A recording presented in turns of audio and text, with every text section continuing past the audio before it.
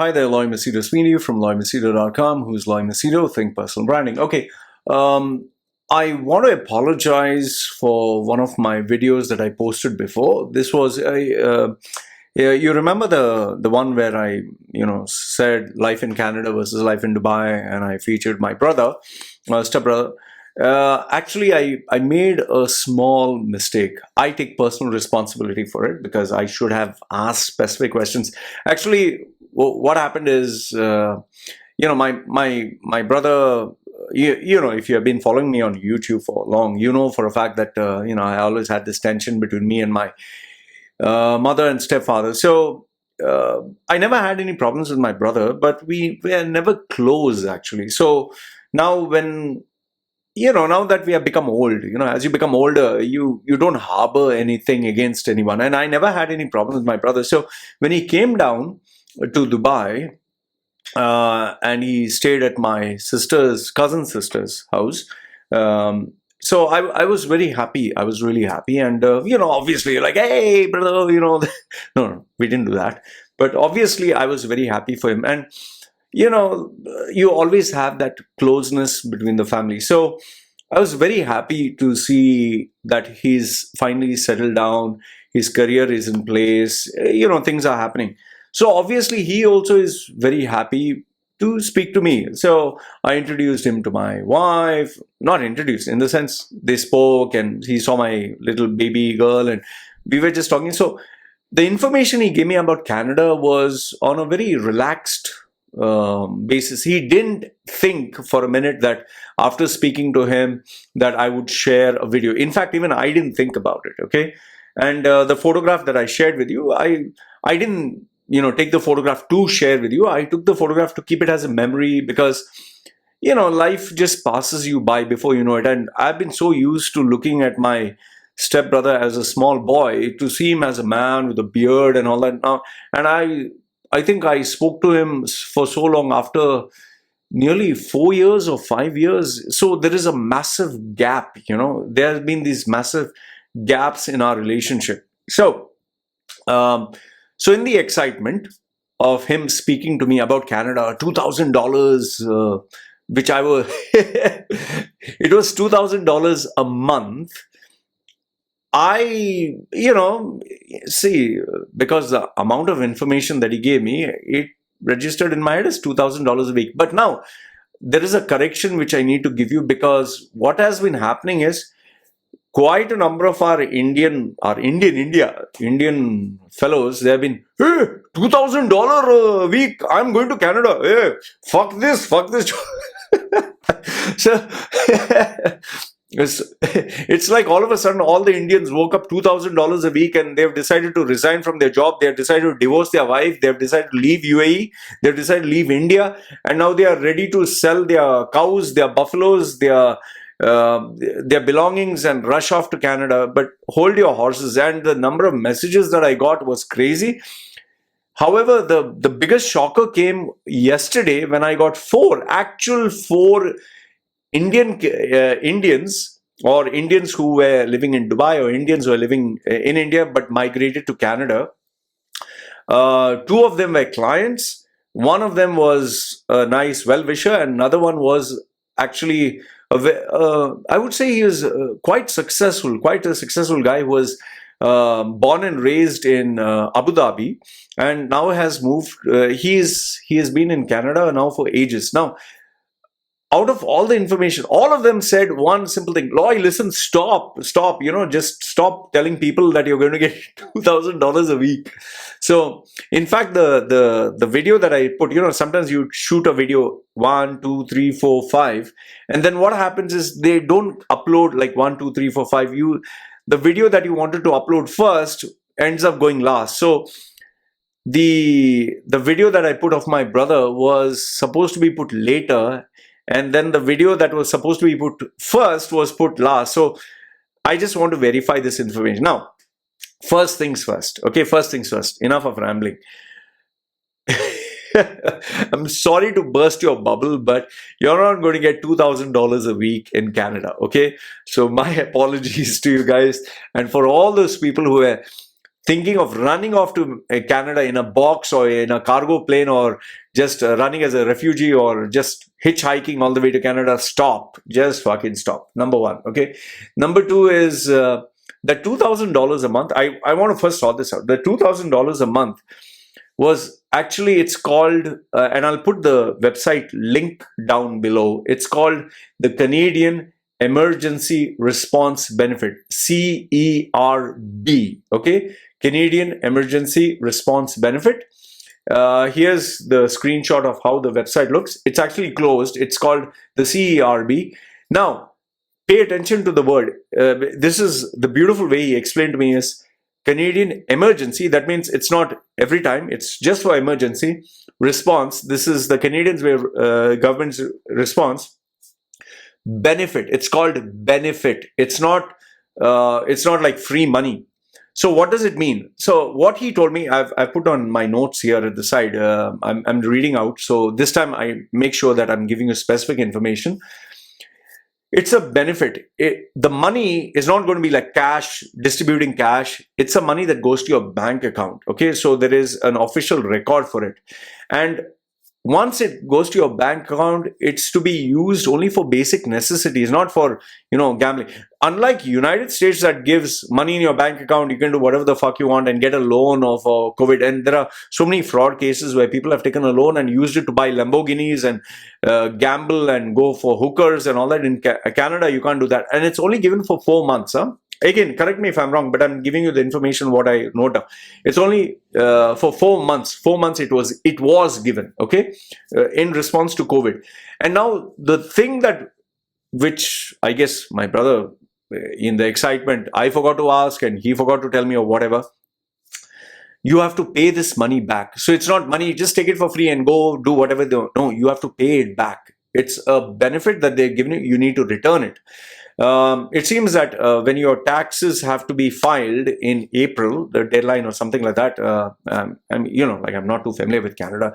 When you file your taxes, you need to mention it to the tax accountant or whomsoever who's filing your taxes that this is what you received and you need to pay it back. So it's not like, hey, free money and let's go to Canada and all that. United States is a different ballgame altogether. They give you money to stay at home. I don't know how the fuck their country is functioning. And, that's not the way it should be, actually, to tell you honestly. If you give free money, nobody wants to work. So in Canada, they are very particular. You have to work. And, when I spoke to this guy, he showed me the camera. He showed me his house. He was actually, this guy, he was actually sitting down in his basement. Like I spoke to one guy, he was in his room. The other guy was in his basement. The other two clients, okay, just forget about them. So, he showed me with the camera. He showed me his basement. It's really looks nice, but it was really large. And he had a laptop and he had my video. I was very happy about it. So he had my video on the laptop and he was saying that he was actually doing work. It is his day off. It's supposed to be his off holiday, whatever, but he's still working. So he was telling me, Loy, listen, the assumption that you can come to Canada and easy money, no, you need to slog your ass off. He's saying, I work so hard. He's saying, even if it's a day off, I'm working. Even if it's, I need to get up in the night and do something, I'll work. Him and his wife both work their asses off to reach where they are. And that is why today, he told me, today financially, I'm doing well. I have a nice house. He earns, I think 6 figures, whatever, annually. So he pays his taxes and even taxes, I'll come to that. So what he mentioned is they work very, very hard. He's saying his wife works hard, he works hard. And he also made it very clear. See, what he told me is, Loy, if you're not working, there's that gap in your CV. You can't bullshit like in Dubai. You can fabricate stuff. He's saying they will see the gap and they will ask you, why is the gap? And he also mentioned that if you are sitting at home and not working, don't expect people to take you seriously and give an opportunity to, get employed. They don't want lazy people. They want people who really work. So they really value this a lot. Okay. So what he told me is, Loy, in fact, this was the part that kind of surprised me. He said, there are so many people from India, because India's population is so big. There's so many people from India who write this exam, some IELTS or whatever exam that they write. He's saying, but once they come here, they have to communicate in English. And when they go for an interview, when they ask to speak and they can't talk in English, they say, "Are uski maa ki this and that." They talk that typical slang, and oh, Punjabi munde, this Punjabis who come there. He's saying what we realize is they are cheating the system, or they are engaging in some kind of fraud to come here.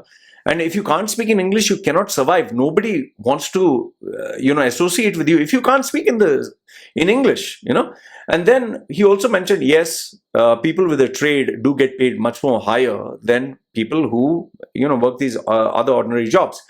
He also made it very clear. See, with regards to salaries, like in my previous video, I mentioned that first you get paid per hour and then you get paid a salary and you get taxed more. He said, but the taxed more, you need to be very clear. For example, this is the example he gave. Let's say you get paid 1,000 before you're getting paid 1,000. Now you get, say, 1,500. The 1,000 will be taxed as per normal. That extra that you get will be taxed a little bit higher. So it's not the whole amount. So taxation and how they calculate tax is a very complicated stuff. I don't want to get into that. Okay. I would suggest you ask someone who's a tax accountant. Now, one more thing which he did mention is there is something called credit rating or credit history. The exact term I'm not too familiar. But unlike UAE, unlike the Middle East, where they just give you credit cards like popcorns, here, take a credit card, spend 5,000, 10,000. I've known cases where a guy earns 10,000 and his credit limit is 100,000. Just imagine, and he gets like 10, 15 credit cards from different banks. In Canada, it doesn't work that way. So this is the example he gave me. He said, if you want to take credit, the bank will tell you exactly, listen, I don't know you. I don't know your credit history. I don't know who you are. So how does that work? So first, this is the example he gave me. He said, the bank will tell you, I don't know you. So this is what we will do. The bank, this is the example that he gave. He's saying, you give me $1,100. I will give you a credit card of $1,000. Okay. And after you get the card, then you use it for shopping or whatever. Every time the statement comes, you have that time period within which you have to clear.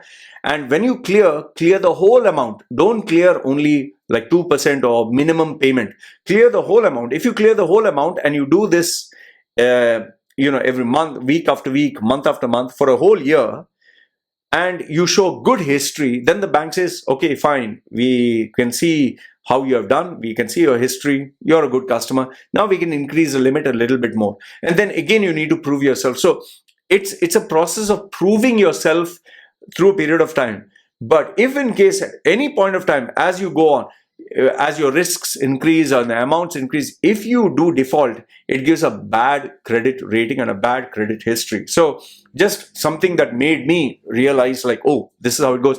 So it is, the system is pretty intelligent, where you have to prove yourself. You have to prove that you deserve this benefit. Okay. And yes, after you prove it, they give you back the 1,100, and then you can, pay more and take more. So that's, I guess, how it works. And he was also talking about taxing, where taxation is concerned. There are blocks, like they have, from example, I'm just giving example. Say from 10,000 to 30,000 is one block, 30,000 to 50,000 is another block, 60,000, 50 to 80,000 is one more block, 80 to 100. So the different blocks and different amounts in terms of taxation. So that's another way how they calculate taxes. Some of the benefits that he stated is, he did speak about the fact that taxation is pretty high, but the benefits that you get is incredible. Like he gave me this example. He said, I told you, I spoke to four people. They said, some of them said they got a heart attack. Some of them said they had surgeries and all that. They paid zero amount. It seems that they were taken care of. They didn't have to pay a single penny. In fact, two of them said their children actually study in a decent school compared to India or any other place. It's quite decent. School bus is for free. In Dubai, you have to pay a school bus. Even in India, I think you have to pay a school bus. Textbooks is for free. Education is for free. And but here, in terms of education, some said the education is good enough. Some said it's pretty primitive. So you can decide where you get an admission. But I'm pretty sure private education is much more better. The only complaint most of them had, they said that the climate is freezing cold. It's really cold. find it very hard to manage in terms of the climate. They can't go out. And one of them even told me at 4 o'clock, so 4 o'clock in the afternoon or something, it seems it becomes pitch dark. And I don't know if I remember this correctly. You can correct me if I'm wrong. One of them told me that when you get up in the morning, it's dark. It's like there is no sun. And one other one told me at 4 o'clock it becomes totally dark. So I don't know which part is correct. But it seems they're so close to the poles that it's not like a normal day. And most of the time they're just living in darkness. And one of them gave me this particular condition. It seems because of seasonal, that they actually have a medical condition where it affects their mood swings, affects their health. So now I kind of understand why Westerners, when they come to places like Thailand and they see the sun, they want to sleep naked in the sun, just be in the sun 24/7, sweat in the sun, because the sun is like a luxury for them. They don't get to see day, they don't get to see a normal cycle.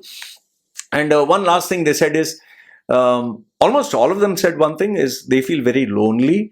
There are not many people to interact, mingle around with. They live their private lives. All of them also said their neighbors are very nice. Nobody judges them based on the color of their skin, their religion, their nationality. They are very polite, very, very nice people. And everyone minds their own business. And with regards to, what they show in the media, like this transgender issue and all that, I spoke to one Canadian professor. He said, no, they're just showing you the extreme side, that you got to call me with my pronoun and all that. He's saying they're just trying to create a buzz with controversy, but most of the people are very normal. They're very polite. They're very nice. Oh, by the way, weed is legalized, so everyone can go high. It's like Snoop Doggy Dogg. Okay. So overall, this was what was told to me. And majority of them, the reason why they migrated there is because of the passport, so that it's visa on arrival. And they said it's not that Indian passport is bad, but there are a lot more complications to enter a country. And many of them, the reason why they have gone is so that their children can have a better life. Okay, they can have a better life. And the Canadian system is more like laid back and pretty happy. Some of them, I was actually speaking to my cousin sister, and we are talking about old age homes. They take care of you, but it's very depressing. Some of them had surgeries. They didn't have to pay a single penny. So, I was just thinking, fuck, look at the time, Now we are talking about old age homes. Just imagine, I'm actually talking old age homes. Like, this is what it comes down to. We're really becoming old, man. Instead of talking about, starting your life and becoming millionaire, billionaire and all that, now we're talking old age home, retirement. Overall, when I spoke to these guys, they were very level-headed. I was really glad. I mean, all four of them, they were really like gems, very genuine people, very grounded, no fluff like Dubai, showing off and Instagram and showing a Lamborghini, an expensive car and girls. And they were very grounded. In fact, one of them even said, my wife, he's like, Loy, my wife, she doesn't give a fuck who you are, you elder brother, younger brother, whatever. She's very particular. You have to work your ass off. You need to save money. You need to work very hard. So I was really glad I met four people, two of my clients anyway. So I made a couple of good friends through these videos. So I apologize for that little bit of hiccup. It's not my brother's fault. It's my fault. He was very happy to speak to me. I guess even I was happy. So in that joy, I shared it with you. So I just wanted to make this correction. So please don't pack your bags, divorce your wife, sell your cow, and run off to Canada and thinking $2,000 every week that you'll get for free. I put the links of some of the links that he gave me, from the salary structure to Canadian Emergency Response Benefit. I'm just sharing it with you. And if you have any information, please do share it with me. I love to share it with other people. And I appreciate all those people who reached out to me to correct me where I'm wrong. Please feel free to correct me where I'm wrong. I always look forward to giving you the right information. Yeah. Anyway, put your comments down below and do that YouTube bullshit. Like, share, subscribe, all that blah, blah. And you want to donate to my channel, please donate. I love money. Okay. You guys take care. I wish you... What am I wishing? Fuck off. Okay. Anyway, thanks. Take care. See you guys. Ciao.